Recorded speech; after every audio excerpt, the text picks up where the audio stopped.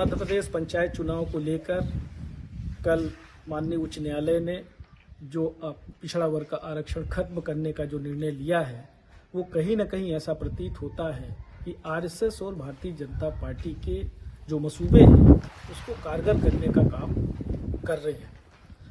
अगर मध्य प्रदेश की भाजपा सरकार नए परिसीमन और नए रोटेशन में आरक्षण के हिसाब से पंचायत चुनाव कराने का निर्णय ली होती तो आज ये स्थिति पैदा नहीं होती। कुछ पीड़ित लोग जो रोटेशन में आरक्षण के खिलाफ सुप्रीम कोर्ट गए थे और आरक्षण खत्म करने का ओबीसी का कहीं उल्लेख भी नहीं था, और अपने आप सुप्रीम कोर्ट ने महाराष्ट्र के विषय को संज्ञान में लेते हुए जिस तरह से व्यवस्था दी है, वो कहीं न कहीं मध्य प्रदेश सरकार की तरफ से सही ढंग से पैरवी नहीं होने की वजह से इस तरह का निर्णय लिया गया है। इसके लिए पूरी तरह से मध्य प्रदेश की भारतीय जनता पार्टी की सरकार, भाजपा के नेता और आरएसएस के नेता जिम्मेदार हैं, जो चाहते हैं कि आरक्षण व्यवस्था खत्म हो जाए। जैसा कि मोहन भागवत जी ने बहुत पहले इसका उल्लेख किया था कि समीक्षा होनी चाहिए, और कहीं न कहीं ये अपने मंसूबे में कारगर होते हुए साबित हो रहे हैं। पर इस विषय को लेकर कांग्रेस पार्टी के कार्यकर्ता, नेता सड़क से लेकर संसद तक आवाज बुलंद करेंगे।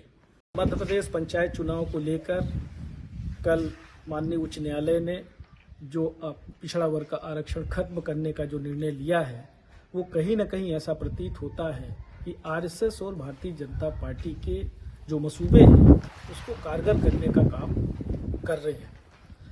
अगर मध्य प्रदेश की भाजपा सरकार नए परिसीमन और नए रोटेशन में आरक्षण के हिसाब से पंचायत चुनाव कराने का निर्णय ली होती तो आज ये स्थिति पैदा नहीं होती। कुछ पीड़ित लोग जो रोटेशन में आरक्षण के खिलाफ सुप्रीम कोर्ट गए थे और आरक्षण खत्म करने का ओबीसी का कहीं उल्लेख भी नहीं था, और अपने आप सुप्रीम कोर्ट ने महाराष्ट्र के विषय को संज्ञान में लेते हुए जिस तरह से व्यवस्था दी है, वो कहीं न कहीं मध्य प्रदेश सरकार की तरफ से सही ढंग से पैरवी नहीं होने की वजह से इस तरह का निर्णय लिया गया है। इसके लिए पूरी तरह से मध्य प्रदेश की भारतीय जनता पार्टी की सरकार, भाजपा के नेता और आरएसएस के नेता जिम्मेदार हैं, जो चाहते हैं कि आरक्षण व्यवस्था खत्म हो जाए। जैसा कि मोहन भागवत जी ने बहुत पहले इसका उल्लेख किया था कि समीक्षा होनी चाहिए, और कहीं न कहीं ये अपने मंसूबे में कारगर होते हुए साबित हो रहे हैं।